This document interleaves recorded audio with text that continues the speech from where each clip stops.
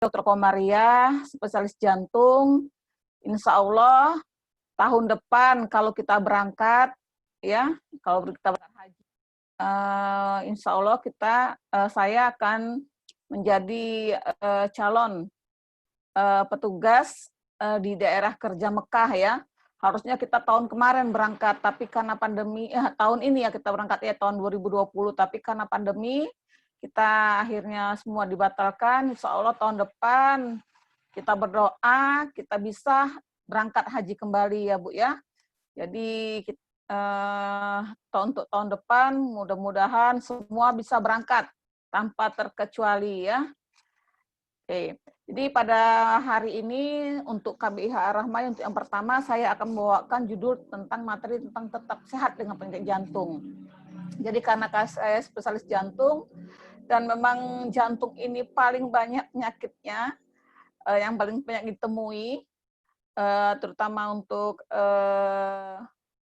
jemaah-jemaah juga ya. Jadi yang bawakan tentang penyakit jantung agar bagaimana kita tetap sehat dengan penyakit jantung. Karena kita ibadah haji itu adalah ibadah fisik ya.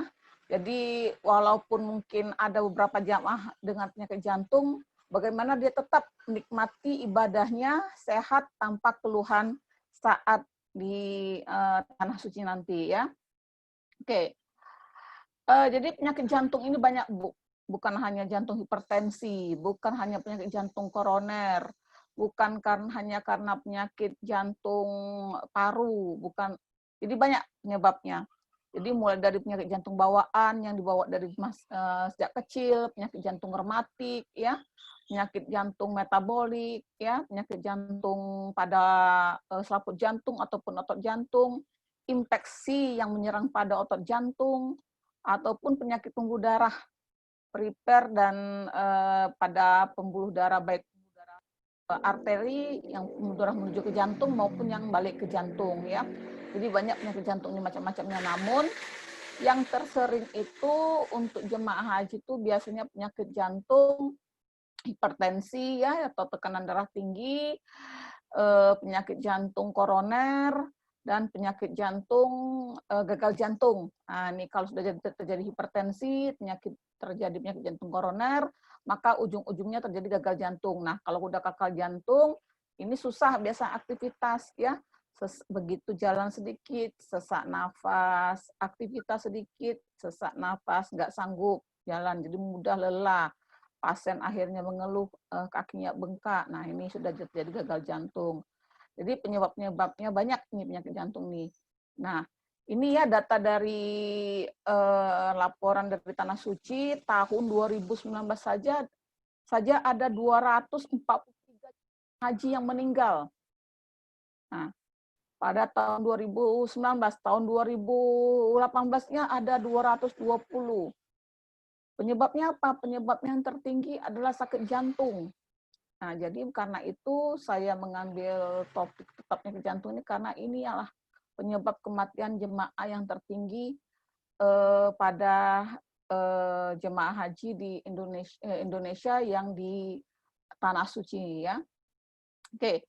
Nah, apa sih penyakit gejala tanda gagal jantung dan gejala penyakit jantung dan pembuluh darah itu pada dewasa umumnya itu sesak nafas ya, nyeri dada, jantung berdebar, pingsan, kulitnya biru-biru, edem, jadi edem maksudnya bengkak pada kakinya, batuk, bisa juga terjadi batuk darah, dan nyeri pada saat berjalan.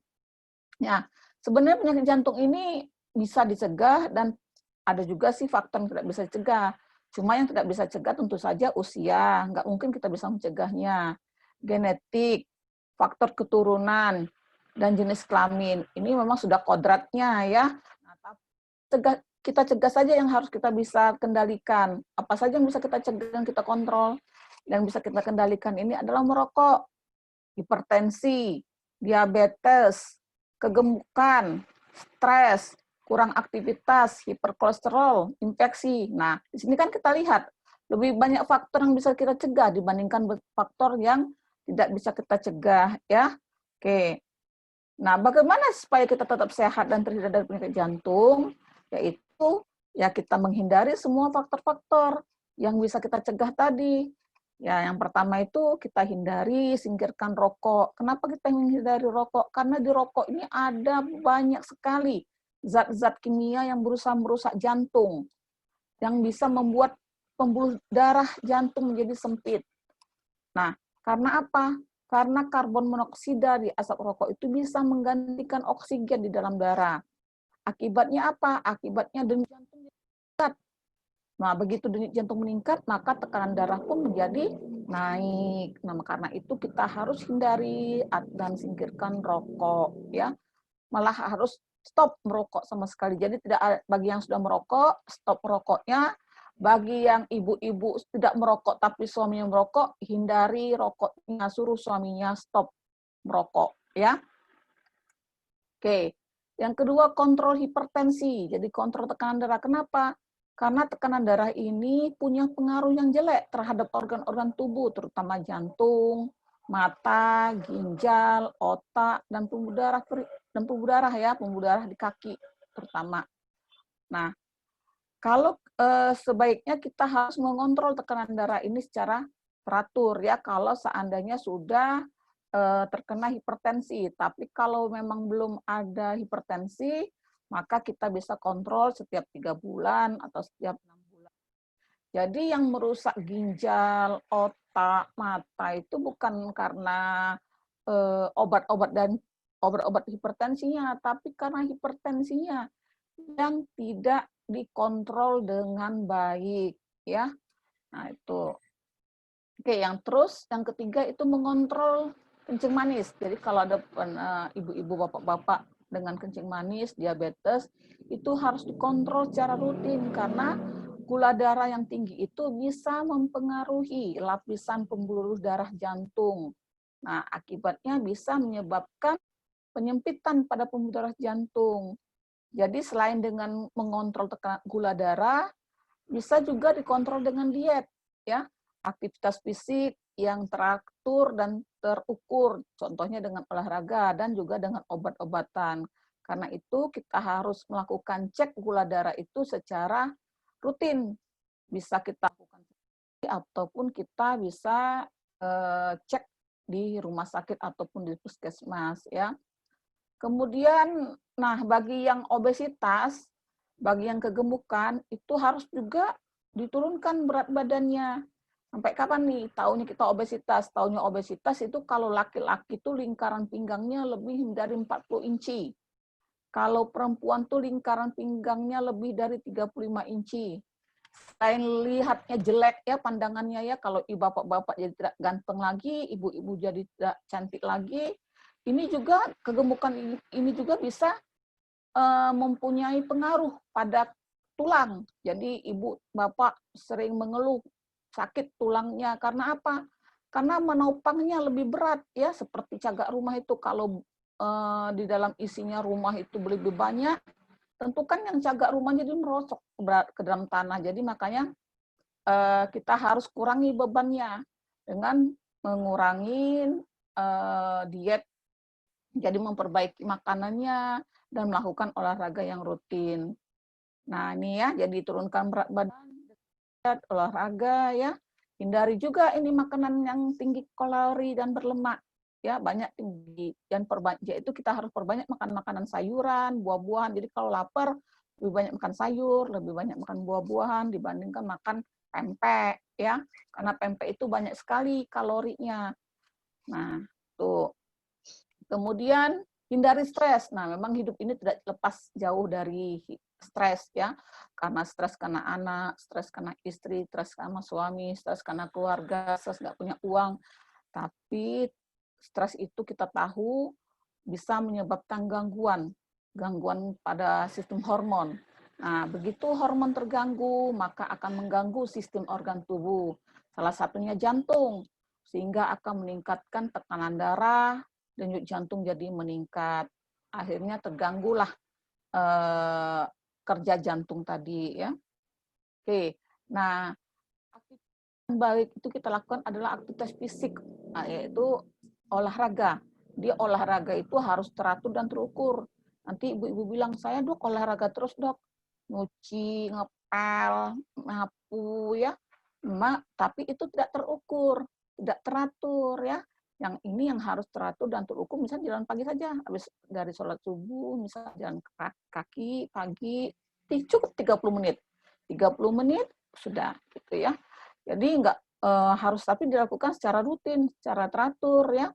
Nah, ini karena kenapa? Karena olahraga yang teratur dan terukur itu punya pengaruh yang baik terhadap sistem jantungnya, sistem pembuluh darah di jantung ya, kardiovaskulernya. Selain itu, dengan menghindari stres dan meningkatkan kebugaran fisik, kita juga bisa memperbaiki daya pompa jantung ya. Oke.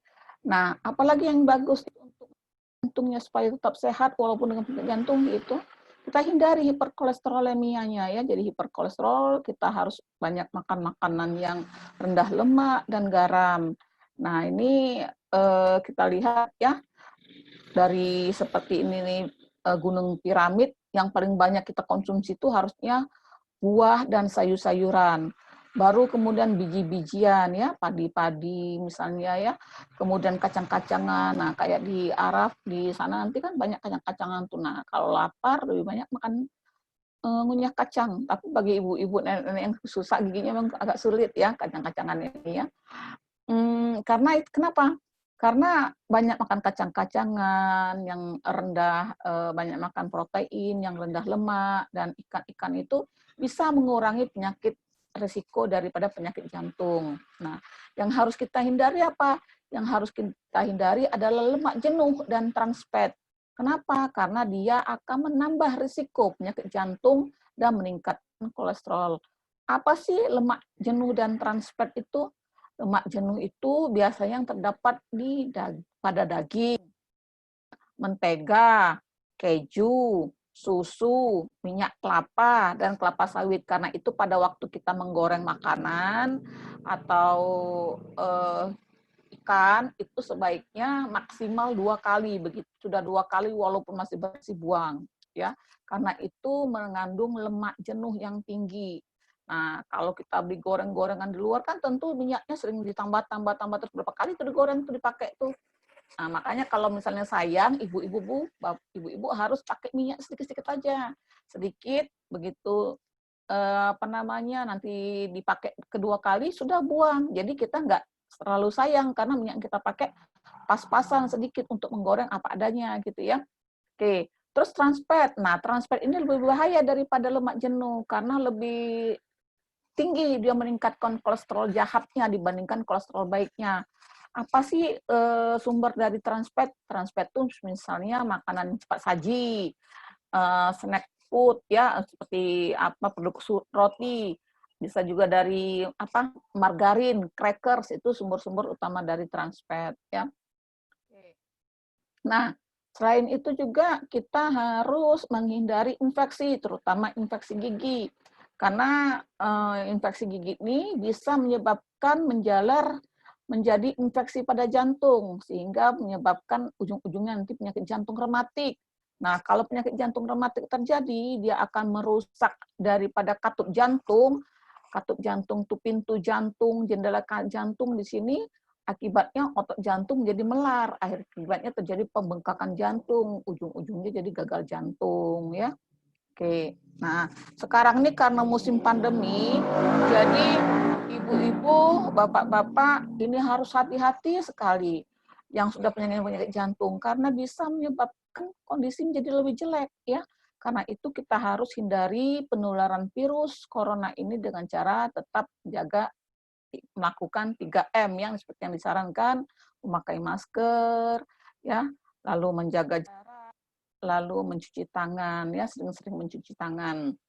Nah, selain itu apa? Selain itu kita harus menguatkan daya tahan tubuh kita supaya dengan daya tahan tubuh yang kuat kita bisa menangkal virus-virus yang masuk. Dengan cara apa? Dengan cara mengkonsumsi nutrisi yang baik dan makanan sehat yang kaya akan serat. Contohnya gimana nih? Ini sumber nutrisi yang bermanfaat untuk meningkatkan daya tahan tubuh kita. Seperti misalnya sumber vitamin A. Nah, kenapa sumber vitamin A ini apa saja sih? Wortel, ubi, pepaya. Karena apa? Karena dengan mengkonsumsi sumber vitamin A ini bisa membantu proses produksi sel darah putih agar terhindar daripada virus-virus. Karena sel darah putih ini bermanfaat untuk sistem kekebalan tubuh. Nah, selain itu apa saja selain dari vitamin A? Vitamin B kompleks. Nah, vitamin B kompleks itu dapat dari mana? Vitamin B kompleks itu dapat dari sayuran hijau seperti daun singkong, bayam, kangkung, ya, kacang-kacangan. Nah, vitamin B kompleks ini bermanfaat untuk apa? Bermanfaat untuk menjaga dan mengoptimalkan sistem sel imun kita, ya.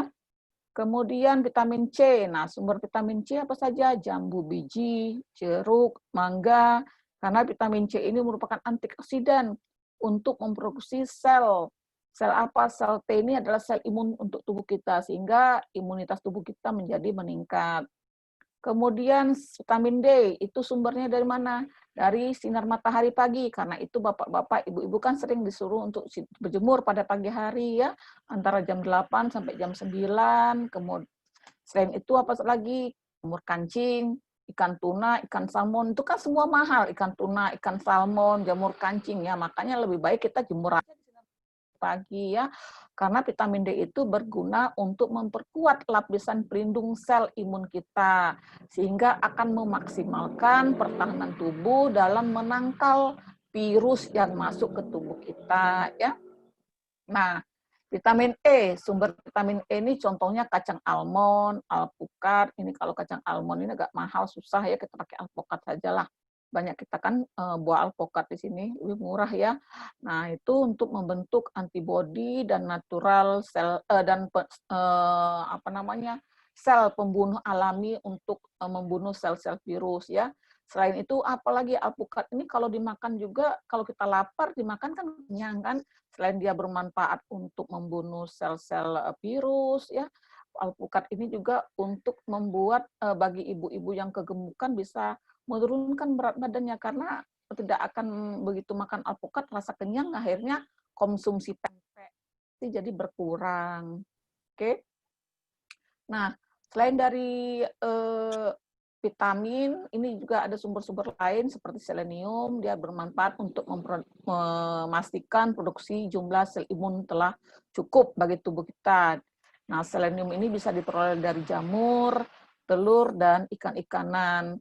Nah, selain itu, selain dari selenium, ada juga iodium, yaitu mineral yang bermanfaat bagi imunitas tubuh, di mana ini bisa kita dapatkan dari rumput laut, telur, dan ikan.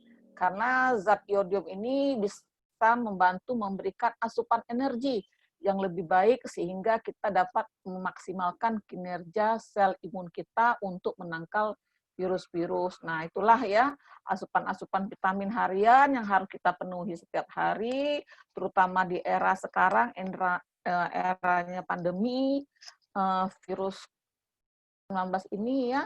Kalau seandainya ibu merasa konsumsi sayur dan buah itu dinilai cukup sulit, maka perlu kita tambah dengan multivitamin yang bisa kita dapatkan beli atau mungkin kita dapatkan dari toko obat, ya.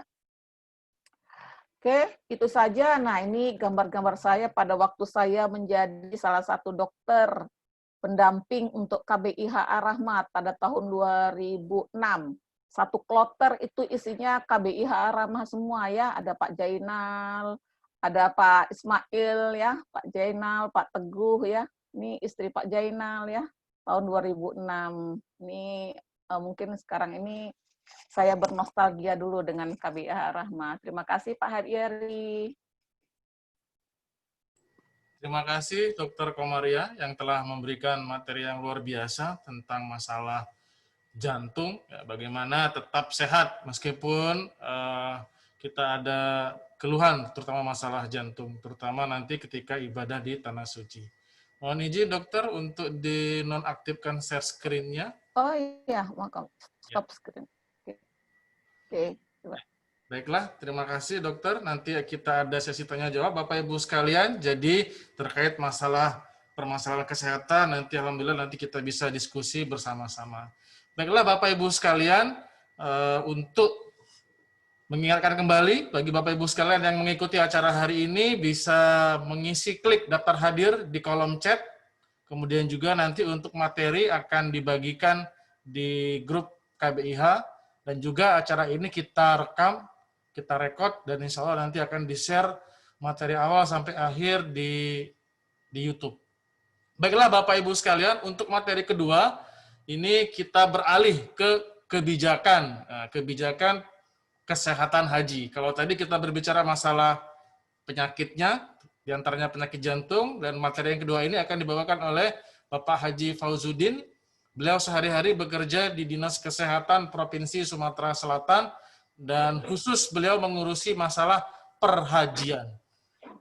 Baiklah, pada Bapak Ibu sekalian, kita sama-sama kita simak, kita dengarkan materi yang kedua dari Bapak Haji Fauzuddin Anwar. Kepada Bapak Haji Fauzuddin Anwar, kami persilakan. Baik, terima kasih, moderator. Assalamualaikum warahmatullahi wabarakatuh.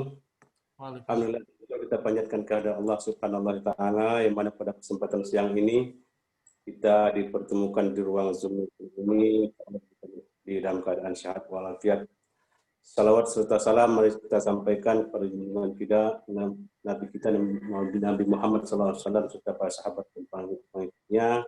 Insya Allah kita semua akan taat akan perintahnya dan menjauh segalanya. Baik, mungkin kita langsung masuk ke materi saja.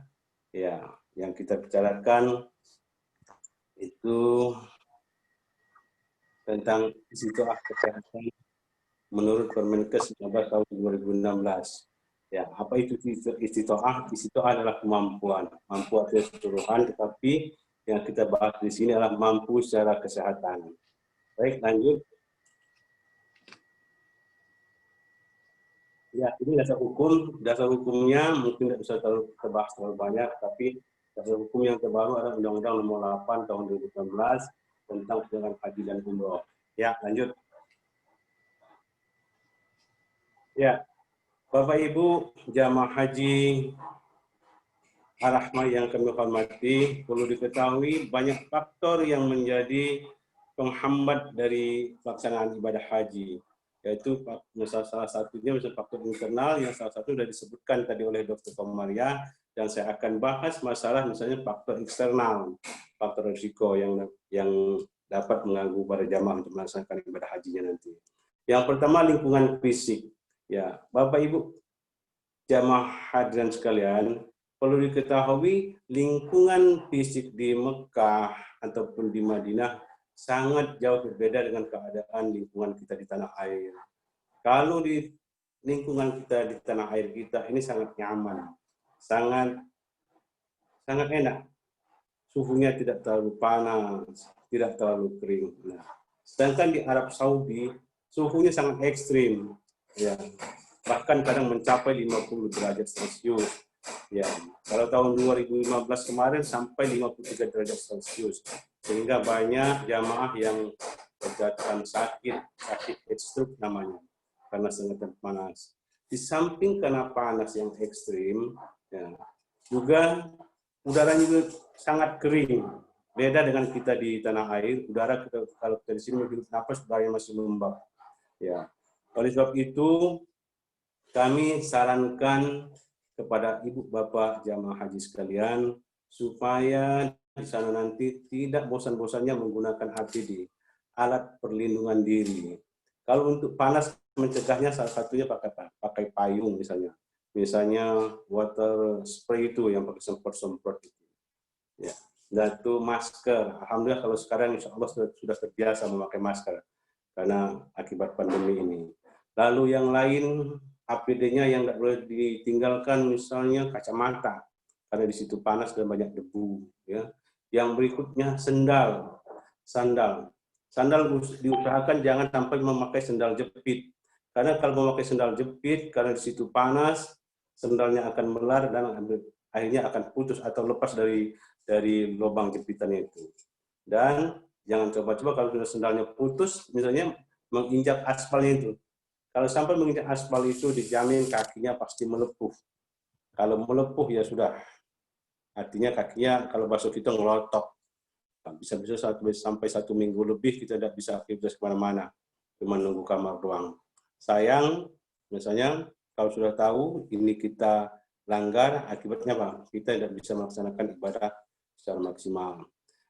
Yang berikut lingkungan sosial. Lingkungan sosial, Bapak Ibu, mungkin selama di bimbingan atau selama manasik, mungkin Bapak Ibu ya cuman bertemu, ngobrol, dan lain sebagainya sekadarnya saja, ala kadarnya saja. Tetapi nanti di situ mau tidak mau, suka tidak suka, Bapak Ibu harus dicampurkan dengan yang satu kamar dengan jamaah yang lain. Ya, jadi bapak-bapak sama bapak-bapak, ibu-ibu sama ibu-ibu. Kalau di rumah cuma berdua doang tidak masalah, karena rumah kita sendiri. Tapi di situ nanti kita dicampur dengan jamaah yang lain, yang beda karakter dan kebiasaannya. Ya. Banyak masalah yang akan timbul dalam proses penyesuaian itu. Ya. Jadi kami sarankan Bapak Ibu segera harus beradaptasi dengan perubahan tersebut. Contoh misalnya yang sering terjadi masalah misalnya masalah lampu, ada yang mau terang, ada yang mau gelap, ini masalah. Nah, cepat-cepat menyesuaikan dengan keadaannya itu, caranya misalnya apa? Lampunya dikurangi, atau misalnya ada yang tahan dingin, ada yang tahan dingin, dan lain sebagainya. Banyak, ada yang sedang bercerita, ada yang pendiam, dan lain sebagainya.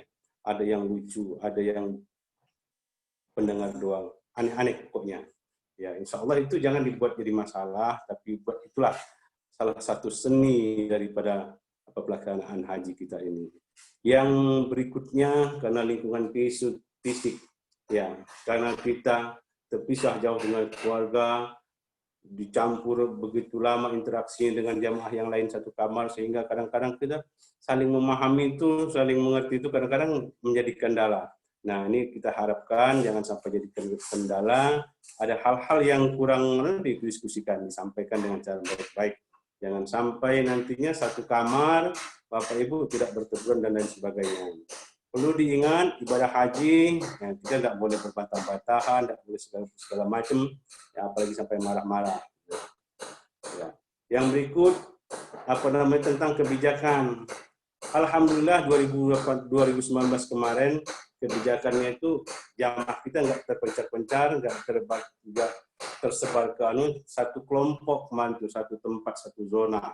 Kalau tahun 2019 kemarin tempatnya di Raudah, terlalu jauh. Jadi di Raudah itu semuanya jamaah semua. Ya, insya Allah tahun 2001 nanti pandemi sudah hilang, kita semua bisa diberangkatkan tanpa kendala apapun. Tentunya harapan kita Bapak Ibu diberikan kesehatan. Lanjut. Ya. Bapak Ibu, yang berikut kami sampaikan Fatwa MUI 2001 tentang istiqtoah. Nah, jadi Permenkes 1516 sudah mengatakan bagi jemaah yang tidak mampu ya tidak dianjurkan berangkat untuk melaksanakan ibadah hajinya. Sesuai dengan bunyi fatwanya menurut MUI ya tidak menjadi wajib lagi untuk jemaah yang tidak mampu tadi. Kita insan kesehatan yang lebih kasihan bagi jamaah yang tidak istiqtoah diberangkatkan untuk melaksanakan ibadah haji. Kasihan dia gimana? Kasihannya kadang-kadang dia penghuni kamar sepanjang waktu atau penunggu rumah sakit sepanjang waktu. Bahkan sampai dia kadang-kadang mesti disapariwukupkan. Disapariwukupkan kadang pun dia nggak tahu di mana posisinya. Nah, kadang sampai dia pulang sampai nggak tahu mana itu haram, di mana itu misalnya Nabawi. Nah, itulah fatwa mengatakan ya bagi jamaah yang tidak mampu di bidang kesehatan maka tidak wajib hukumnya bagi jamaah tersebut untuk diberangkatkan. Oke, lanjut. Ya. Lanjut. Ya, ini tujuan penyelenggaraan kesehatan haji ya. Ya, satu untuk mencapai kesehatan. Ya, jadi kesehatan itu perlu proses. Ya, jadi Bapak Ibu, saya hubungkan dengan misalnya ke item kedua mengendalikan faktor risiko. Jadi gunanya apa? Nah, Bapak Ibu mulai sekarang atau misalnya yang semenjak diperiksakan kemarin, bagi yang punya risiko atau masalah kesehatan, sering-sering mengontrolkan keadaan kesehatannya ke dokternya yang mana yang paling dekat. Ke puskesmas boleh, ke rumah sakit boleh, ke dokter keluarganya juga boleh. Ya. Jadi disampaikan masalahnya supaya pada waktunya nanti harapan kita risiko yang ada pada Bapak Ibu sudah dapat ditekan atau dapat dikendalikan. Contoh misalnya penyakit jantungnya seperti disebutkan Ibu Dr. Komariah tadi, atau misalnya penyakit darah tingginya. Ya, kalau misalnya tidak kontrol, bisa misalnya tensinya sampai 200-an, pas menjelang berangkat nanti, asrama haji, bisa ditunda keberangkatannya sampai menunggu kondisi misalnya keadaan tensinya bagus atau misalnya diabetesnya bagus. Nah, oleh sebab itu, kami ingatkan sekarang, mari sering-sering periksakan kesehatannya kalau merasa masalah dirasakan oleh Bapak Ibu semua. Ya, jadi diingat kesehatan itu bukan untuk menghambat perjalanan ibadah haji Bapak Ibu sekalian. Sebaliknya dia untuk supaya pada waktunya ibadah haji Bapak Ibu nanti dapat lancar sesuai dengan apa harapan Bapak Ibu semua. Ya. Yang berikut menjaga transmisi penyakit, pemindahan penyakit baik dari kita maupun dari luar, ya, dari Indonesia maupun dari Arab Saudi. Ya. Yang berikutnya mencegah terjadi. Yang berikutnya maksimalkan peran serta masyarakat. Ya. Contohnya sekarang ini misalnya KDIH salah satunya, misalnya taklim dan lain sebagainya. Ya, ini sangat mendukung untuk pelaksanaan, terutama kalau misalnya di situ dilibatkan orang-orang kesehatan untuk menyampaikan tentang masalah-masalah kesehatan, bagaimana dalam menekan risiko kesehatannya. Oke, lanjut. Ya. Ya, ini istiqomah. Itu adalah mampu, ya. Jadi mampu di bidang kesehatan, ya. Nah, jadi istiqomah sudah diatur oleh Peraturan Menteri Kesehatan nomor 15 tahun 2016. Ya, ada beberapa kriteria di situ. Ada 4 kriteria, ada salah satunya tentang istiqomah itu. Oke, lanjut. Ya. Lanjut. Ya, ini prinsip Peraturan Menteri Kesehatan nomor 15 tahun 2016 tadi, yaitu upaya pemerintah untuk melakukan persiapan pelaksanaan haji sejak dini.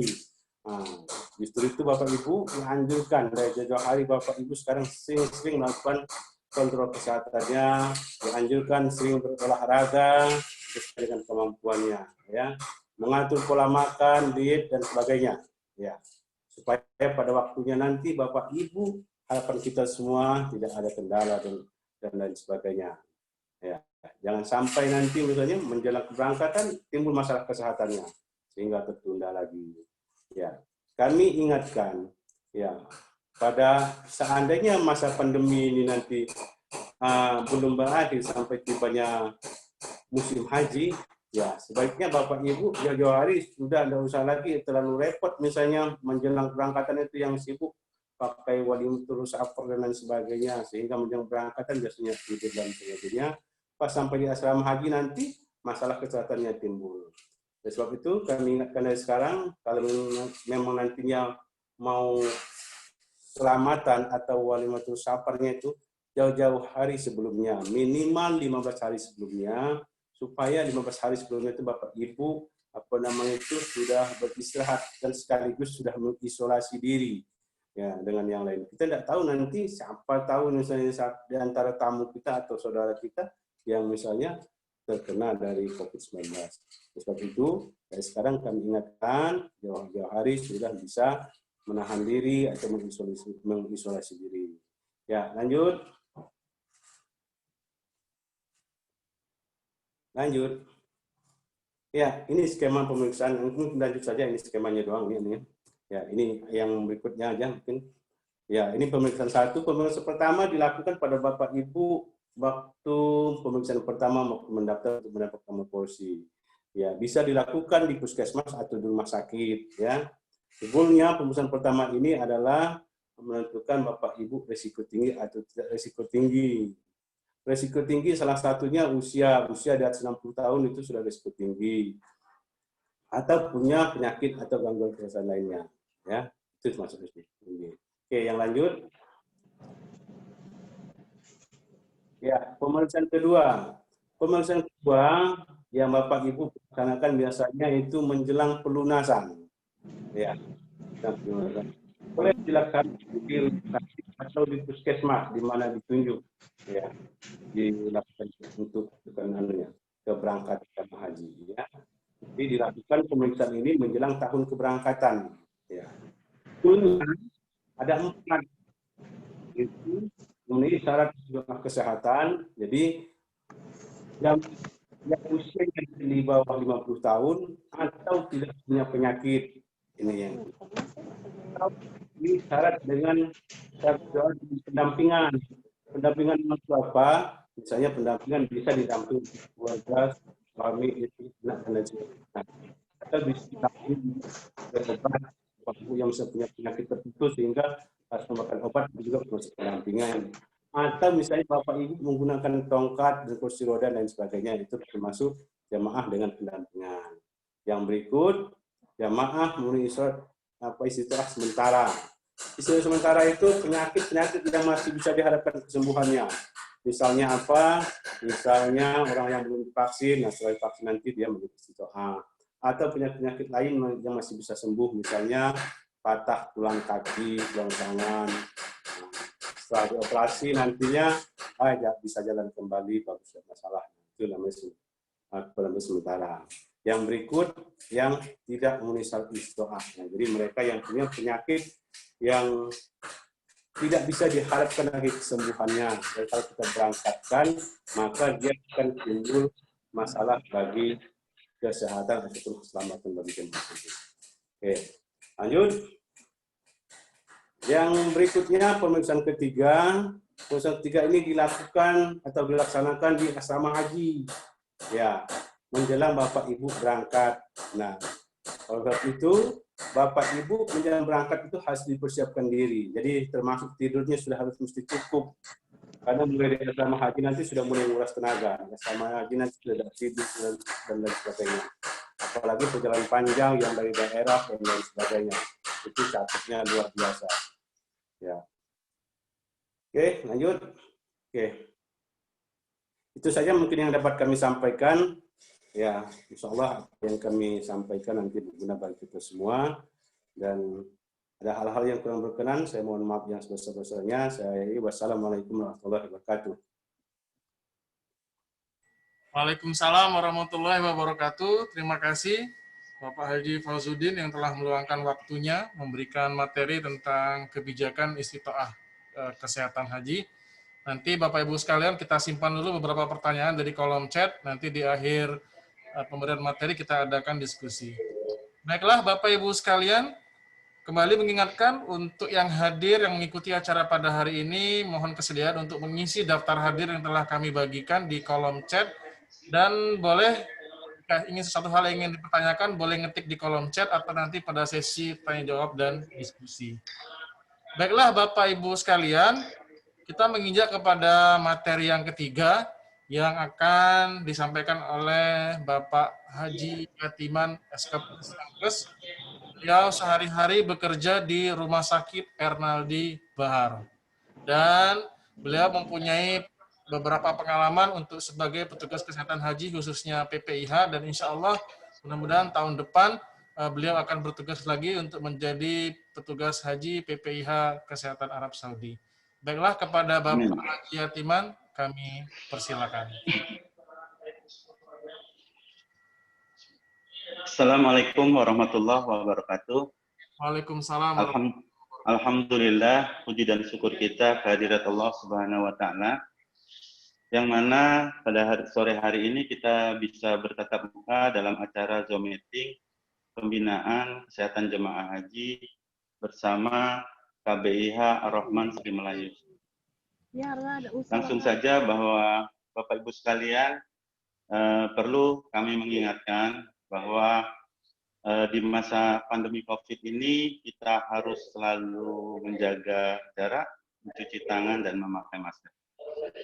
Bapak Ibu sekalian, saya akan membacakan sedikit tentang protokol kesehatan yang sudah dibuat oleh Kementerian Kesehatan.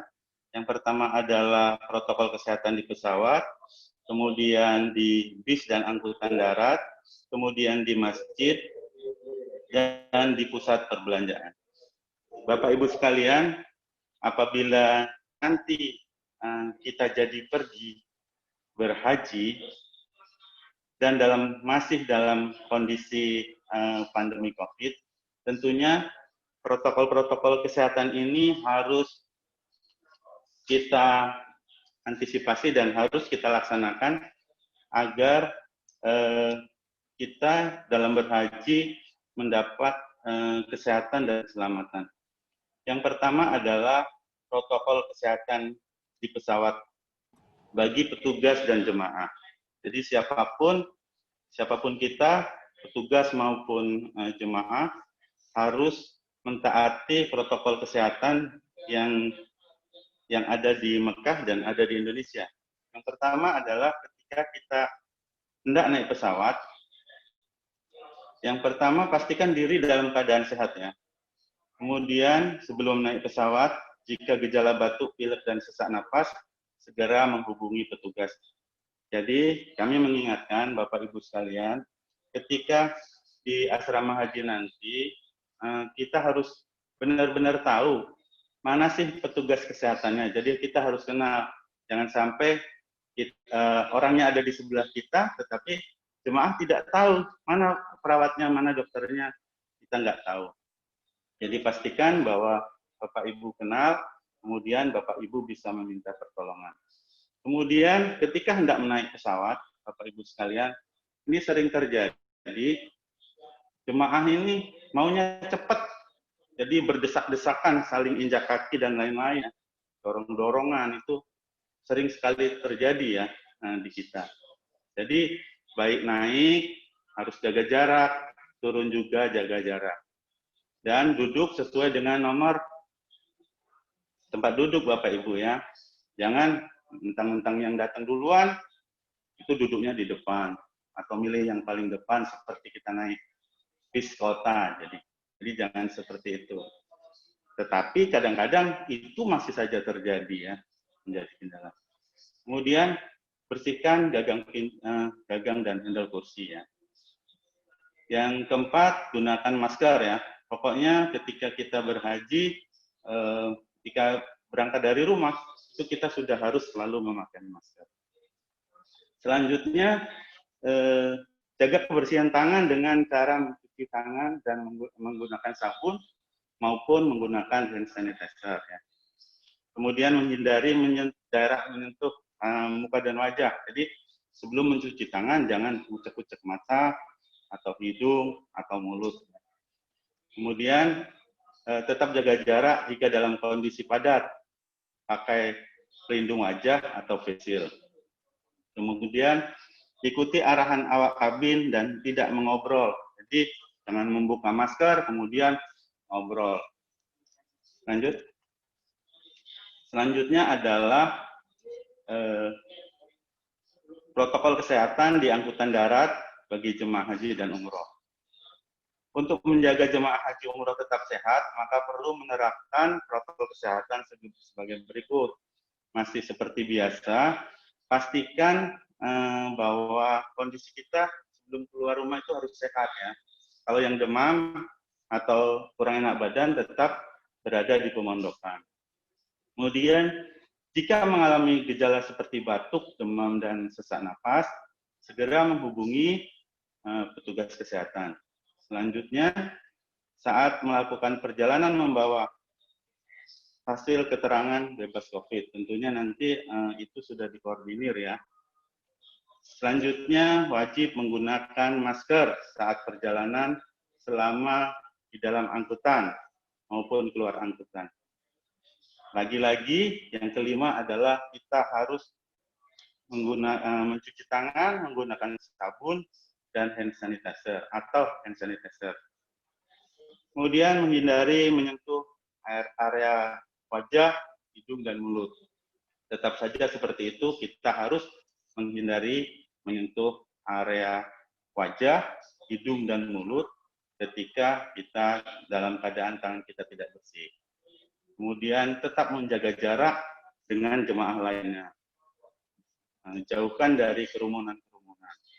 Kemudian jika dalam kondisi yang sulit untuk menjaga jarak, maka kita kalau ada face shield kita harus memakai face shield, dan tentunya masker itu harus tetap kita pakai. Selanjutnya adalah protokol kesehatan di masjid. Ya. Bapak Ibu sekalian, sebelum ke masjid juga sama seperti protokol kesehatan lain, bahwa kondisi fisik kita harus sehat ketika kita sebelum pergi ke masjid. Yang selanjutnya adalah membawa peralatan ibadah sendiri, membawa sejadah, membawa Al-Quran, tasbih, dan lain-lain. Tidak menggunakan sejadah dan Al-Quran yang berada di dalam masjid. Selanjutnya adalah menerapkan 3M, menggunakan masker, mencuci tangan, dan menjaga jarak. Jadi yang terpenting adalah itu, 3M, menggunakan masker, mencuci tangan, dan menjaga jarak.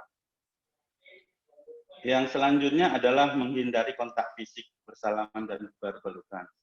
Bapak Ibu sekalian, sering jemaah-jemaah dari luar Indonesia biasanya kalau melihat jemaah Indonesia itu mengajak bersalaman, berkenalan, dan lain-lain, sekalipun bahasanya berbeda. Dengan senyuman-senyuman yang luar biasa, biasanya mereka menyodorkan tangan untuk bersalaman. Tetapi untuk saat ini, karena pandemi COVID, kita harus menghindarinya dulu. Selanjutnya, sama, yang kelima adalah menyentuh. Hindari menyentuh daerah wajah, hidung, dan mulut. Kemudian segera mandi dan berganti pakaian sesampai di dalam hotel. Jadi bajunya sudah dibuka, kemudian dicuci. Yang ketujuh, membersihkan handphone, kacamata, tas, dan barang lainnya dengan cairan desinfektan. Ya. Yang kedelapan adalah patuhi protokol pencegahan dan pengendalian COVID yang berlaku di Arab Saudi. Mungkin saja peraturannya berbeda, tetapi intinya bahwa di sana juga menerapkan 3M. Memakai masker, mencuci tangan, dan menjaga jarak. Dan yang terakhir adalah, ini mungkin yang ditunggu oleh ibu-ibu sekalian ya, juga bapak-bapak, bahwa protokol kesehatan di pusat perbelanjaan bagi jemaah haji dan umroh. Ini yang selalu saja ditunggu-tunggu oleh para jemaah ya, karena yang di Indonesia sudah menunggu oleh-olehnya. Yang pertama, di sini sama, pastikan jemaah dalam keadaan sehat. Dan yang kedua, yang lebih penting adalah sebelum belanja harus bawa uang Bapak Ibu, nanti ketinggalan uangnya ya. Selanjutnya adalah melakukan cuci tangan, menggunakan masker, dan menjaga jarak. Jadi sama seperti yang lain. Tidak menyentuh area wajah, hidung, dan mata, mulut sebelum mencuci tangan. Kemudian, ini yang sulit, menghindari kerumunan jika dalam kondisi padat. Biasanya di pasar-pasar perbelanjaan, itu yang tempat, sini murah, sini murah, sini murah, orang akhirnya berkerumun. Ya. Berkerumun, akhirnya lupa dengan protokol kesehatan. Lupa menjaga jarak, kemudian lupa bersentuhan, dan lain-lainnya. Selanjutnya adalah membersihkan diri, mandi, berganti pakaian, dan membersihkan barang-barang. Selanjutnya adalah patuhi protokol pencegahan dan pengendalian COVID-19 yang berlaku di Arab Saudi. Bapak Ibu sekalian, mudah-mudahan apa yang saya sampaikan bermanfaat bagi calon jemaah haji. Insya Allah kita nanti bertemu di Makkah Al-Mukarramah. Amin ya rabbal alamin. Mohon maaf apabila penyampaian saya kurang berkenan. Saya akhiri. Wassalamualaikum warahmatullahi wabarakatuh. Waalaikumsalam warahmatullahi wabarakatuh. Terima kasih Bapak Haji Yatiman yang telah mengingatkan kita kembali tentang protokol kesehatan, dan tentunya baik kita di tanah air maupun nanti kita di tanah suci, pada prinsipnya yaitu bagaimana kita disiplin untuk senantiasa menerapkan protokol kesehatan di masa pandemi. Terima kasih Pak Haji Yatiman. Baiklah Bapak Ibu sekalian, masih ada beberapa materi lagi. Yang keempat, ini akan dibawakan oleh Ibu Hajah Erva. Beliau sehari-hari bertugas di Rumah Sakit Khusus Mata, Provinsi Sumatera Selatan. Dan Ibu Hajah Erva ini punya pengalaman sebagai TKHI tahun 2018. Dan insya Allah pada tahun depan beliau mudah-mudahan mendapatkan amanah menjadi petugas PPIH Arab Saudi di bidang kesehatan. Apakah Ibu Hajah Erva sudah bergabung? Iya, ada Kak Ari. Ya, silakan. Kepada Ibu Hajah Erva kami persilakan. Baik, terima kasih atas waktunya. Kami ucapkan kepada moderator. Assalamualaikum warahmatullahi wabarakatuh. Waalaikumsalam warahmatullahi wabarakatuh. Selamat siang Bapak Ibu semua. Apa kabarnya? Semoga kita semuanya sehat ya. Alhamdulillah. Baik, pada kesempatan siang hari ini, insya Allah saya akan menyampaikan sedikit materi tentang alat pelindung diri. Apa saja sih alat pelindung diri? Terutama untuk kita sebagai jamaah haji ataupun petugas haji yang insya Allah akan berangkat tahun depan ke Tanah Suci. Ya. Lanjut Kak Ari. Ya, tadi saya sudah dikenalkan oleh moderator, tadi pernah bertugas di tahun 2018. Baik, apa saja sih apa yang disebut dengan alat pelindung diri? Alat pelindung diri di sini adalah pakaian khusus ataupun alat khusus yang kita gunakan untuk menghindari bahaya, baik secara fisik ataupun kimia dari luar atau dari lingkungan kita. Lanjut.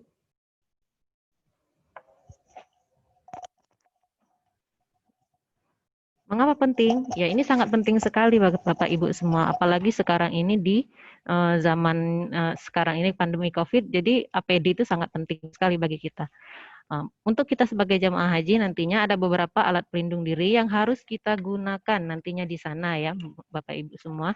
Mulai dari ada payung, kemudian ada kacamata hitam, ada semprotan air, dan yang penting juga itu adalah masker yang harus sudah kita biasakan dari sekarang. Kemudian ada tas paspor, ada alas kaki, dan juga ada kantong atau tas kresek nantinya. Apa gunanya? Nanti akan kita jelaskan satu-satu. Lanjut Pak Ari. Baik, yang pertama adalah memakai payung atau tutup kepala saat berada di ruangan. Mengingat lingkungan di Tanah Suci yang sangat panas sekali, jadi kita harus memakai alat pelindung diri untuk menutupi kepala kita. Bisa payung ataupun tutup kepala, bisa topi ataupun bisa sajadah. Apalagi sekarang ini kondisinya itu kita diharuskan untuk menjaga jarak. Jadi kemungkinan untuk memakai payung pun sudah lebih nyaman dibandingkan yang sebelumnya yang mana kita kondisinya berdesak-desakan di sana. Jadi bisa payung, bisa topi, ataupun penutup kepala lainnya untuk menghindari sengatan panas yang sangat luar biasa sehingga bisa mengurangi kondisi dehidrasi nantinya di sana. Kemudian apalagi APD-nya yaitu adalah kacamata hitam. Apa gunanya kacamata hitam? Yaitu tadi untuk menghindari mata kita dari di sana selain udaranya yang sangat panas, kemudian debu, banyak sekali debu di situ. Jadi debu yang berpasir, kemudian dari cuacanya yang sangat panas sendiri untuk menghindari silau, kita dianjurkan untuk memakai kacamata kalau bisa pun kacamatanya yang berwarna hitam. Kemudian lanjutkan lagi. Nah, ini yang sangat penting sekali Bapak Ibu semua. Kita harus menggunakan masker. Sekarang ini kita sudah diwajibkan apabila kita keluar dari rumah atau keluar dari pondokan, itu harus memakai masker. Yang sangat penting sekali untuk diperhatikan adalah bagaimana cara memakai masker yang benar.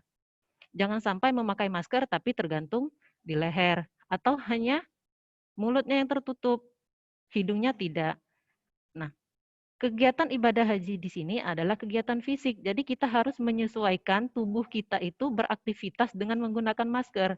Jangan sampai saat kita tidak beraktivitas, oke, kita patuh memakai masker. Namun saat kita berjalan baru sekitar 10 menit saja kita sudah sesak, sudah tidak betah dengan menggunakan masker. Nah, mulai dari sekarang kita harus sudah membiasakan untuk berkegiatan fisik itu dengan menggunakan masker. Jadi nanti di sana selain memang lingkungannya yang sudah sangat panas, kemungkinan kita juga akan kurang nyaman mungkin menggunakan masker. Tapi dengan adanya latihan mulai dari sekarang, insya Allah kalaupun seandainya memang kita berangkat ke sana nanti, insya Allah kita sudah terbiasa yang dengan namanya masker. Kemudian selanjutnya lagi adalah, nah ini sangat penting sekali juga Bapak Ibu, alat pelindung diri ini, yaitu sandal. Sandal gunakanlah yang tidak berjepit. Gunanya apa? Karena apabila dia berjepit, di sana dengan cuaca yang sangat panas, kemungkinan sendalnya bisa putus. Dan juga dengan adanya berjepit, kulit yang bergesekan dengan jepit itu potensi untuk terjadinya lecet. Apa gunanya sendal saat bepergian? Ini lingkungan di sana sangat panas sekali. Apabila kita tidak memakai sandal, jangan coba-coba untuk menginjakkan kaki tanpa menggunakan alas kaki. Bisa-bisa kakinya seperti ini, bisa Bapak Ibu lihat di gambar, bisa kaki kita yang bisa mutung, bisa terbakar, bisa tidak, sehingga akan menghalangi kita untuk melaksanakan ibadah di sana nantinya. Jadi sangat penting sekali untuk membawa sandal. Nah, ada lagi yang tidak kalah pentingnya Bapak Ibu untuk kita perhatikan di sana nanti, yaitu membawa kantong atau tas untuk sandal. Apa gunanya saat kita masuk masjid? Sandal kita atau alas kaki kita jangan kita tinggalkan di luar masjid, tapi kita bawa ke dalam masjid, kita masukkan kantong atau tas tadi, kita bawa kemanapun kita di dalam masjid. Saat kita selesai, saat kita mau pulang, nanti tinggal kita keluarkan, dan kita pun bisa meninggalkan masjid dengan tenang. Jangan sampai kita taruh sandal di rak sepatu, misalnya contoh kayak gini yang ada di masjid. Belum tentu nanti Bapak Ibu akan menemukan sendalnya kembali. Dan disinilah potensinya nanti apabila Bapak Ibu sudah kehilangan sendal, Bapak Ibu mencoba-coba untuk pulang atau meninggalkan masjid tanpa sendal, maka kejadiannya bisa yang seperti yang sebelumnya tadi. Jadi sangat penting sekali untuk membawa kantong atau tas untuk sendal kita saat masuk ke masjid. Selanjutnya, apalagi APD yang, nah ini juga. Ini adalah botol semprotan. Botol semprotan ini gunanya apa? Ya saat suasana panas kita bisa semprot-semprot tubuh kita atau wajah kita, ataupun saat kita haus kita bisa minum. Jadi botol semprotan ini banyak sekali gunanya. Bisa kita isi air zam-zam atau air mineral yang ada di hotel ataupun di masjid pun kita bisa isi. Jadi botol semprotan ini banyak sekali manfaatnya Bapak Ibu semuanya. Lanjut lagi, APD yang harus kita bawa adalah, nah ini adalah tas paspor. Biasanya yang kecil nanti yang akan kita selempangkan di badan kita. Tasnya kecil, biasanya di sini lengkap, mulai dari nomor urut kita. Nah, di dalam tas ini saat kita bepergian, apa yang harus ada di dalam tas ini? Yaitu mulai Dapih A. Dapih A itu dokumen administrasi perjalanan ibadah haji. Kalau kita di sini mungkin kayak pengganti KTP lah ya, tanda pengenal. Jadi suatu saat apabila ada kejadian yang tidak diinginkan terhadap Bapak Ibu semuanya, maka dengan adanya Dapih ini atau kartu ini di tas paspor kita, maka kita akan dengan mudah untuk dikenali. Begitupun dengan KKJH. KKJH itu kalau sekarang itu adalah kartu kesehatan yang di sana ada barcode-nya. Jadi apabila ada sesuatu yang terjadi dengan kita, maka petugas dengan mudah akan men-scan barcode itu, maka riwayat kesehatan Bapak Ibu pun akan mudah untuk ditemukan. Apalagi isi tasnya, itu bisa snack ataupun kurma, jadi saat lapar ataupun ada teman kita yang lapar, mungkin kita bisa mengkonsumsinya. Terakhir adalah obat-obatan. Apa pentingnya obat-obatan? Misalnya, Bapak Ibu ada obat yang rutin diminum setiap hari, yang jamnya tidak boleh terlewatkan. Karena apabila jamnya terlewatkan, maka akan mengganggu ataupun mempengaruhi kerja obat tersebut. Contohnya kalau saya pengalaman kemarin di 2018 itu adalah obat yang untuk untuk menahan menstruasi ya. Nah itu kita bawa kemana-mana, kita selalu sedia di dalam tas. Jadi saat kebetulan kita lagi di luar pondokan, memang sudah waktunya untuk minum obat, obat itu ada di tas kita. Begitupun dengan obat-obat yang lain, misalnya memang rutin minum obat darah tingginya misalnya malam, jadi waktu saat sholat isya di masjid mungkin sudah waktunya minum obat, maka obatnya pun sudah bisa dikonsumsi saat itu juga. Oke, terima kasih semuanya Bapak Ibu. Semoga kitanya semuanya sehat. Semoga kita bisa berangkat di tahun depan. Insya Allah pandemi ini, mari kita jaga kesehatan kita bersama. Demikian materi dari saya. Terima kasih. Assalamualaikum warahmatullahi wabarakatuh. Waalaikumsalam. Waalaikumsalam warahmatullahi wabarakatuh. Terima kasih Bu Haja Erva yang telah memberikan materi Sama. APD, alat pelindung diri, yang tentunya juga kita harus disiplin untuk memakai APD tersebut untuk menjaga kesehatan kita, Bapak Ibu sekalian. Baiklah, kembali kami mengingatkan bagi Bapak Ibu sekalian yang hadir kegiatan hari ini, dimohon untuk mengisi daftar hadir yang telah disediakan di kolom chat. Nanti boleh bertanya lewat kolom chat, dan juga nanti ada sesi tanya jawab diskusi, bisa langsung bertanya. Baiklah Bapak Ibu sekalian, mohon izin untuk materi terakhir. Ini kami diberikan amanah oleh untuk panitia untuk memberikan materi yang terakhir. Jadi saya akan coba share screen terlebih dahulu. Ya, KGB kalau ada yang di depan ya.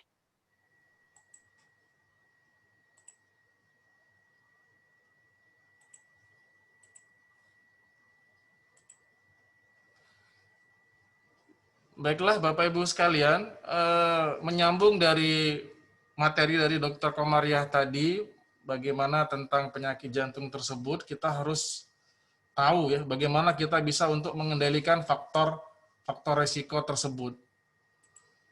Sebelumnya perkenalkan, saya Happy Ari Harnan, punya pengalaman tugas di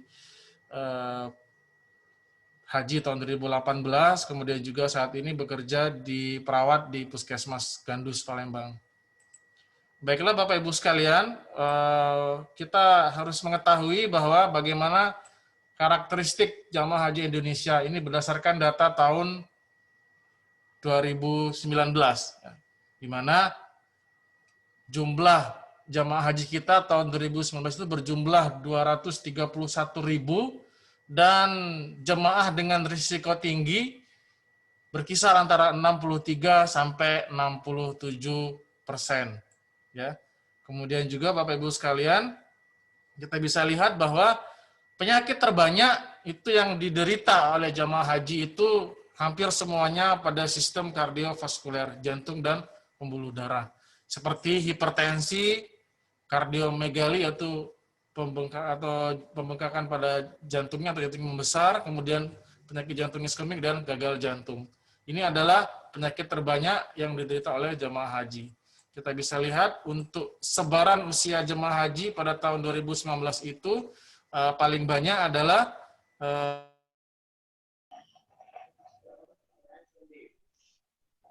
mohon maaf Bapak Ibu sekalian, tadi terkendala masalah jaringan. Kita lanjutkan lagi Bapak Ibu sekalian.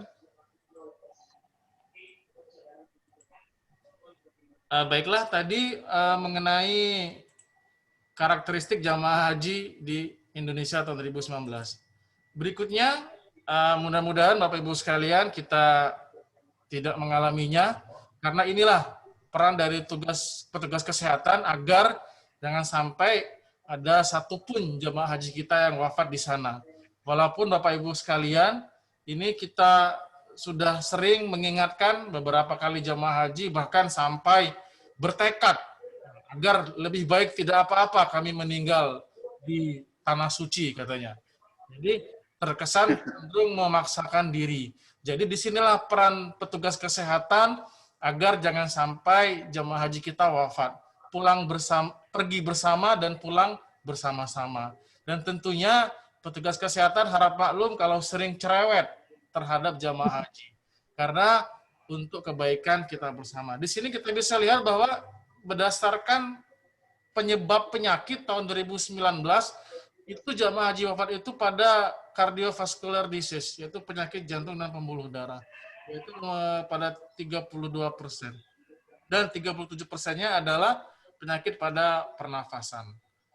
Bapak Ibu sekalian, ternyata untuk penyakit kardiovaskuler atau itu sendiri itu bisa dikendalikan, ya. Di antaranya dengan mengendalikan faktor risiko. Kemudian juga ada pencegahan primer dan pencegahan sekunder. Tentunya hal ini kita berharap agar tidak terjadi baik di tanah air maupun di tanah suci. Baik itu dengan cara kita untuk mengendalikan faktor risiko. Ada yang tidak bisa dimodifikasi dan ada yang bisa dimodifikasi. Dan yang kedua, pencegahan primer dan pencegahan sekunder. Kita bisa lihat berikutnya. Di sini kita bisa lihat bahwa kita harus bisa mengendalikan. Nah, ada hal-hal yang tidak bisa dimodifikasi. Yang pertama yaitu satu riwayat keluarga. Di mana kalau keluarga mempunyai penyakit keturunan, maka itu sesungguhnya kita bisa mengendalikannya, ya, bagaimana untuk agar tidak terjadi penyakit tersebut. Yang kedua, berdasarkan umur. Umur juga tidak bisa dimodifikasi. Bagaimana kalau umurnya semakin tua, itu semakin beresiko untuk menderita penyakit kardiovaskuler. Kemudian Bapak Ibu sekalian juga, nah ini hal inilah yang bisa dimodifikasi. Maksudnya apa? Bisa dikontrol, ya, bisa dicegah, bisa diatur. Yaitu yang pertama, hipertensi. Ya. Bagi Bapak Ibu sekalian yang mempunyai riwayat hipertensi, itu sesungguhnya itu bisa dikendalikan atau bisa diatur. Di antaranya dengan minum obat yang teratur dan bagaimana untuk mencegah hipertensi. Yang kedua adalah merokok. Bapak Ibu sekalian, merokok ini tentunya mempunyai peran besar terhadap terjadinya penyakit kardiovaskuler. Terutama bagi Bapak jamaah haji, di mana sesungguhnya merokok ini sangat beda, ya, kesannya atau cita rasanya di tanah suci maupun di tanah air. Ya, di mana kita bisa lihat bagaimana untuk rokok ini sendiri, bagaimana jamaah haji kita itu sering menyembunyikan atau sering menyimpan rokok-rokoknya. Sehingga ketika di tanah suci itu harganya bisa meningkat tajam, sehingga bisa dijual kembali. Jadi jangan sampai kita berusaha, kita menjaga adab, terutama kita di tanah suci, di situ bagaimana, terutama pada saat di kota Madinah, Masjid Nabawi, ada makam Rasul, bagaimana kita berusaha untuk menjaga adab agar kita tidak merokok di sana. Dan mudah-mudahan kita berdoa agar kita di tanah air, kita juga bisa berhenti merokok. Kemudian diabetes, penyakit diabetes, itu bisa dikontrol.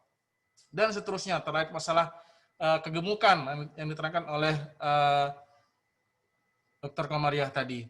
Kemudian juga aktivitas fisik. Nah, bagaimana di sini jamaah haji maupun petugas haji juga dituntut, ya, bagaimana untuk kita harus aktivitas fisiknya.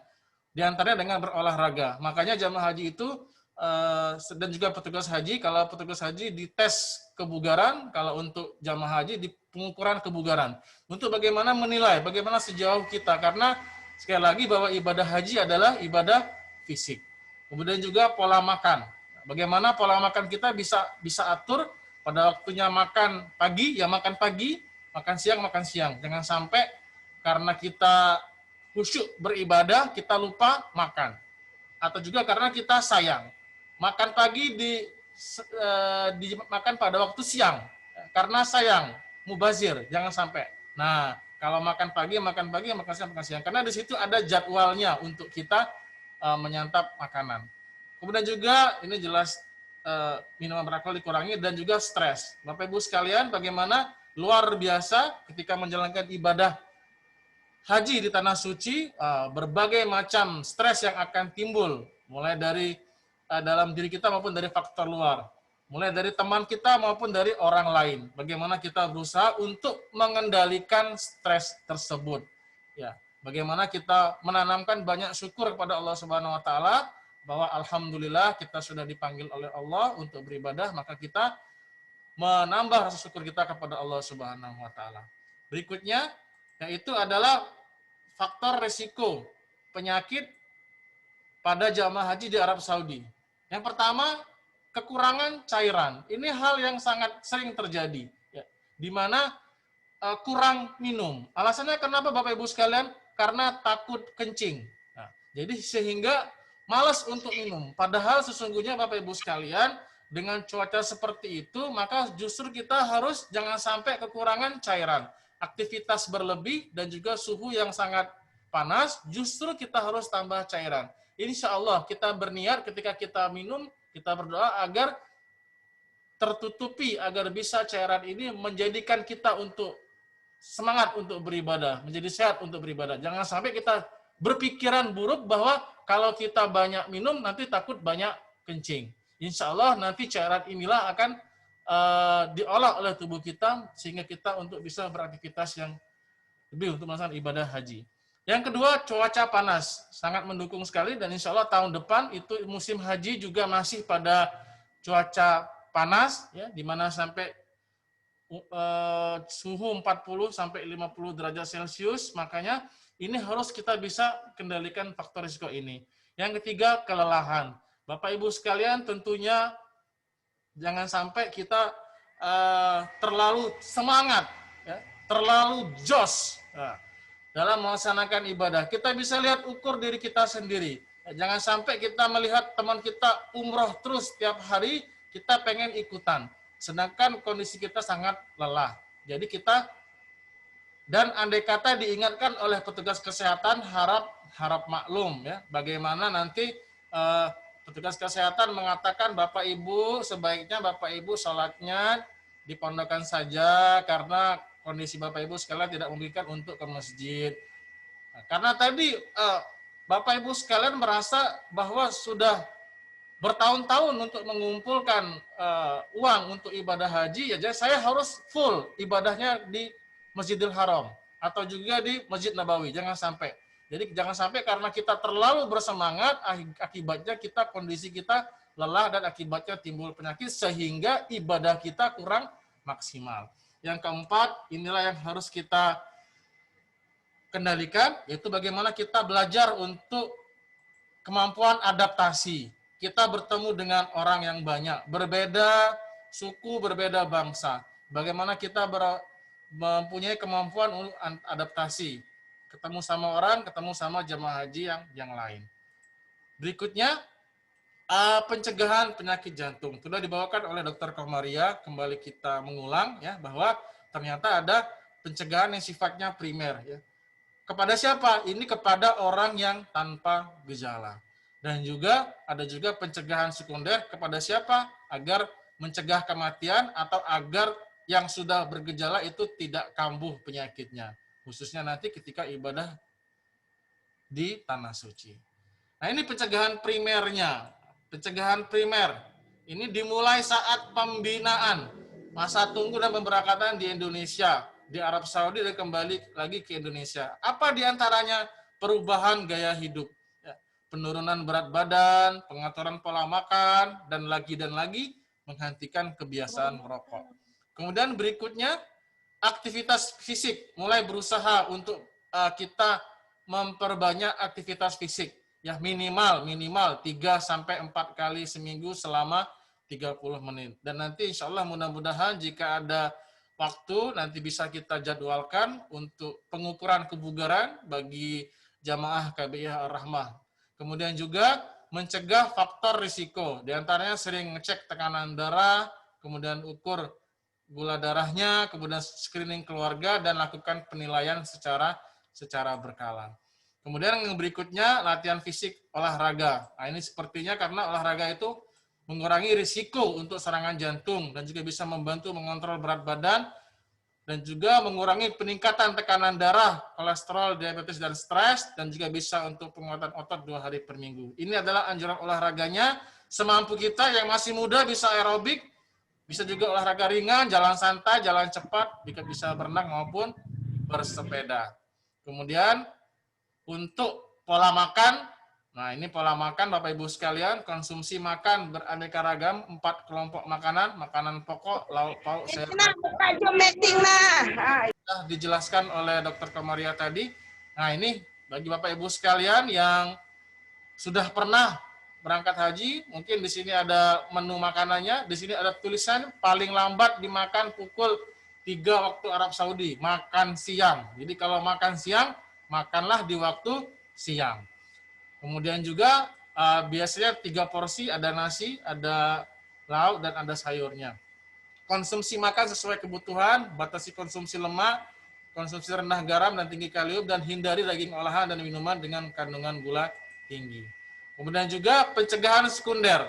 Sekunder tentunya ini pengobatan teratur untuk mengurangi kejadian serangan jantung ulang dan mengurangi kematian. Jadi kita berharap jangan sampai penyakit jantung kita kambuh di tanah suci, dan juga jangan sampai hingga sampai kepada kematian. Yaitu jelas kita harus mempertahankan tekanan darah atau tensi kita, rajin mengkonsumsi tensinya, obat tekanan darahnya, obat tensinya, kemudian juga kita pertahankan kadar gula darahnya. Semakin banyak faktor risiko, maka semakin besar peluang terkena penyakit kardiovaskuler. Kemudian kesimpulannya Bapak Ibu sekalian, bahwa pengendalian faktor risiko penyakit sistem kardiovaskuler pada jemaah haji sesungguhnya itu sudah dimulai dari pembinaan masa tunggu, masa pemberangkatan di Arab Saudi sampai kembali lagi ke Indonesia. Terima kasih. Semoga Allah masih memberikan kita kesempatan lagi untuk menjadi tamunya di tanah suci. Amin ya Rabbal Alamin. Terima kasih Bapak Ibu sekalian. Materi yang kelima sudah kita sampaikan. Ada pertanyaan dalam kolom chat ini. Saya akan lihat tadi dari, mohon kesediaan teman-teman, dari tadi saya terhapus karena jaringan, ada dari Pak Budi kalau tidak salah ya. Tentang masalah apakah perlu memeriksakan kesehatan lagi pada tahun berikutnya, padahal tahun ini sudah memeriksakan kesehatan. Mungkin Bapak Fauzuddin bisa memberikan jawaban. Ada pertanyaan dari jamaah tadi. Muhammad Hussein Umar, Pak ya. Silakan Bapak langsung bertanya.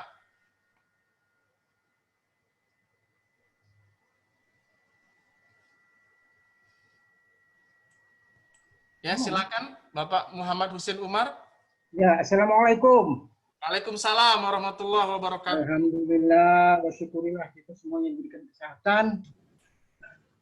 Kesempatan yang baik ini saya ingin menanyakan hubungan dengan masalah pencegahan terhadap penyakit serangan jantung. Yang akan saya tanyakan, kira-kira makanan, jenis-jenis makanan apa saja untuk menghindari serangan penyakit jantung yang faktor umurnya sudah 60 tahun ke atas. Bagi kami yang sudah faktor umur yang 60 tahun ke atas, kira-kira jenis-jenis makanan apa saja yang harus ataupun tidak boleh dimakan untuk menghindari jangan sampai ada serangan penyakit jantung. Terima kasih Ustadz, terima kasih. Wassalamualaikum warahmatullahi wabarakatuh. Waalaikumsalam warahmatullahi wabarakatuh. Kita tampung dulu Pak ya pertanyaannya. Yang kedua, jadi yang pertama tadi menanyakan tentang periksa kesehatan, yang kedua tentang masalah jantung. Yang ketiga, satu lagi pertanyaan. Boleh langsung meng-unmute sendiri Bapak Ibu sekalian. Kalau tidak ada, langsung kita jawab terlebih dahulu. Baiklah, untuk pertanyaan pertama, Bapak Fauzuddin untuk menjelaskan tentang kesehatan, pemeriksaan kesehatan bagi jemaah haji pada yang sudah melaksanakan, apakah tahun depan nanti bisa. Baik, terima kasih Pak Hayus, Pak Abiari, dan moderator. Ya, jadi sambil menunggu petunjuk dari pusat kesehatan haji, Kementerian Kesehatan, ya, bagi Bapak Ibu yang mempunyai risiko terhadap kesehatan, itu kami anjurkan sering-seringlah kontrol di mana tempat Bapak Ibu periksa. Silakan mau di rumah sakit boleh, di puskesmas boleh. Nanti keadaan terupdate atau terkini Bapak Ibu nanti akan diinput oleh petugas puskesmas sesuai dengan masalah Ibu yang Bapak Ibu periksakan, ya. Jadi insya Allah tidak lagi mungkin bisa seperti dari awal, tetapi kita masih menunggu petunjuk dari pusat. Karena sekarang seluruh jamaah itu hasil pemeriksaannya selama ini sudah terekam dalam namanya KKJH, Kartu Kesehatan Jamaah Haji, yang secara elektronik bisa dibuka di mana saja oleh petugas kita nantinya. Ya. Itu saja Pak, mungkin jawaban dari saya. Ya, saya ingatkan lagi bagi yang belum divaksin, Bapak Ibu yang belum divaksin ya segera untuk melakukan vaksinasi, terutama yang merasa dirinya yang sudah pernah umroh. Tolong dihitung waktunya 2 tahun sampai kepulangan kita dari hajinya nanti. Jadi kemarin kita waktu di DPR terungkap yang merasa sudah pernah umroh, nggak tahu sudah lewat masanya vaksinasinya. Jadi tolong dicek lagi yang merasa pernah umroh, cek kembali kapan berangkatnya umroh itu, kapan habisnya. Nah, kalau memang sudah habis, segera Pak lakukan vaksinasi di puskesmasnya yang terdekat. Ya, insya Allah sebelum sebabnya vaksin kita untuk yang tersisa ini pada bulan Februari ini akan expire, dan untuk 2021 itu tidak lagi pengadaan vaksin untuk haji ini. Terima kasih.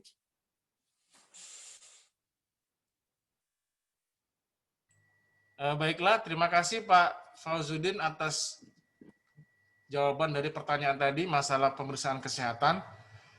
Bapak Ibu sekalian, untuk pertanyaan yang kedua tadi menanyakan tentang bagaimana pola makan, kemudian bagaimana pencegahan khususnya pada jemaah-jemaah yang berusia lanjut. Kepada Dr. Komaria, mohon kami untuk diberikan jawabannya terkait masalah pencegahan tadi. Terima kasih, Dok.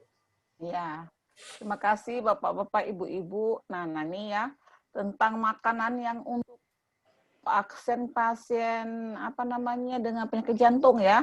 Jadi kalau seandainya ibu sudah Bapak-bapak, Ibu-ibu ada penyakit jantung hipertensi, maka konsumsi garam harus dikurangin. Kalau ibu-ibu, bapak-bapak penyakit jantungnya ada kencing manis, maka kurangi makanan yang mengandung gula. Maaf Dok, share screen-nya Dok, dinonaktifkan. Oh, share screen-nya dinonaktifkan. Sebentar, ini bisa nih. Ya, saya share screen dulu Pak ya, nggak apa-apa ya? Ya boleh, silakan Dok. Nih. Nah ini ya makanannya ya. Jadi perbanyak makan makanan buah-buahan, sayur-sayuran. Ini yang piramida nih. Ini seperti gunung ini, yang paling bawah paling banyak nih. Yang paling dikit itu yang paling atas, yang puncaknya. Jadi yang paling banyak yaitu buah-buahan, sayur-sayuran. Kemudian kacang-kacangan. Nah, kacang-kacangan itu paling bagus untuk mengurangi risiko penyakit jantung. Biasanya kan banyak itu temukan di Arab Saudi ya, itu bagus tuh untuk mengurangi risiko penyakit jantung. Lalu kalau kita makan protein ya, cari protein yang rendah lemaknya seperti ikan. Nah, ikan itu baik untuk mengurangi risiko penyakit jantung. Nah, kadang orang mengkonsumsi minyak ikan ya. Tuh, biasanya untuk mengurangi risiko daripada lemak di daerah jantung ya. Terus ada lagi selain itu biji padi-padian. Nah, yang nggak boleh itu yaitu makan makanan yang tinggi kadar lemaknya. Nah, yang di atas ini terutama seperti mentega, margarin itu tinggi semua kadar lemaknya. Susu ya itu daging yang berlemak itu tinggi semua kadar lemak. Terus lalu minyak-minyak, misalnya minyak kelapa sawit itu tinggi semua. Jadi itu yang harus kita hindari. Yang kita perbanyak yaitu buah-buahan dan sayur-sayuran. Selain itu yang saya sebutkan tadi, meningkatkan imunitas kita. Di masa pandemi itu banyak konsumsi vitamin A yang sumbernya seperti dari protein, wortel, vitamin B sumbernya dari daun-daunan, singkong, bayam, kangkung ya, termasuk juga kacang-kacangan di sini, vitamin C ya dari buah-buahan jeruk, mangga ya. Kemudian vitamin D dari sinar matahari, ikan-ikan, semua itu juga membantu untuk menurunkan risiko penyakit jantung. dan juga vitamin E itu misalnya alpukat, kacang almond itu untuk menurunkan obesitas, jadi sehingga konsumsi karbohidrat jadi berkurang. Itu saja Bu, Bapak-bapak yang untuk makanan yang kita konsumsi untuk penderita penyakit jantung. Ya Pak Yari. Ya.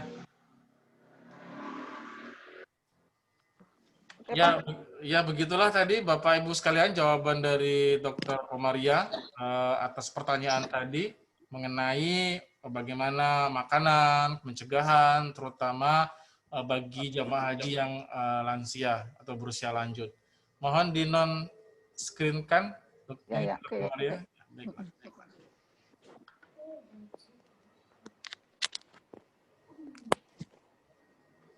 Nah, baiklah Bapak Ibu sekalian, apakah masih ada pertanyaan terkait masalah kesehatan haji pada kali ini? Kami siapkan waktunya.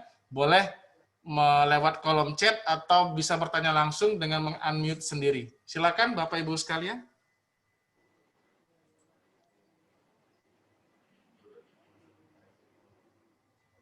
Assalamualaikum Ustaz. Waalaikumsalam warahmatullahi wabarakatuh. Boleh nambah dikit dah ini? Boleh, silakan Pak. Mengenai ini, mengenai bagaimana kalau kami ini, khusus bagi saya ini, ada juga terkena penyakit apa namanya itu asam urat sama rematik.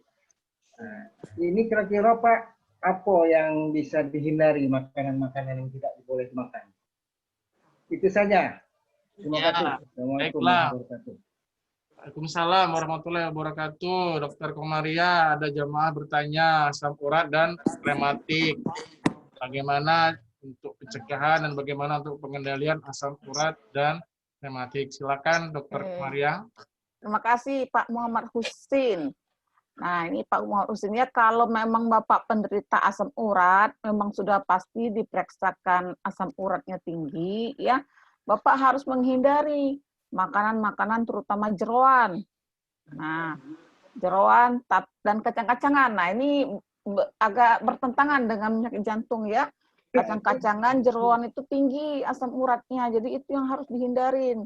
Kalau seandainya kadarnya masih di antara 5 sampai 6, nah, itu batasin ya. Tapi kalau sudah ada kadarnya di atas 7-8 asam uratnya, itu harus benar-benar dihindari dan harus ditambah obat untuk menurunkan kadar asam uratnya ya. Nah, kalau penyakit rematik kita lihat dulu penyebabnya apa. Rematiknya tulang atau infeksi. Nanti periksakan ke dokternya. Kalau memang infeksi akan dikasih obat untuk menurunkan supaya jangan terjadi infeksi. Tapi kalau ada pengeroposan tulang, mungkin akan dikasih obat vitamin untuk mencegah pengeroposan lebih lanjut. Itu Pak Husin ya. Terima kasih. Ya, mari Pak. Ya, mari Pak. Ya, terima kasih atas jawabannya dan pertanyaan dari Pak Muhammad Husin Umar. Ada lagi Bapak Ibu sekalian yang perlu kita diskusikan atau berbagi sharing pengalaman, kami persilakan Bapak Ibu sekalian. Atau yang ingin menyampaikan pendapat atau bagaimana masukan, kami persilakan Bapak Ibu sekalian.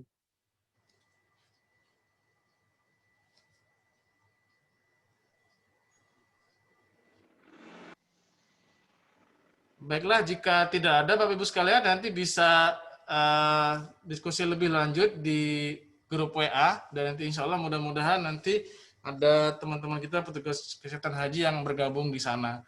Bapak Ibu sekalian, tibalah kita pada penghujung acara untuk kegiatan kita pada hari ini. Mudah-mudahan acara ini bermanfaat dan sebelum kita tutup, kita adakan foto bersama. Alhamdulillah yang telah bergabung di sini ada 83 orang. Kadang-kadang satu akun itu bisa orang 2, orang 3 yang nonton.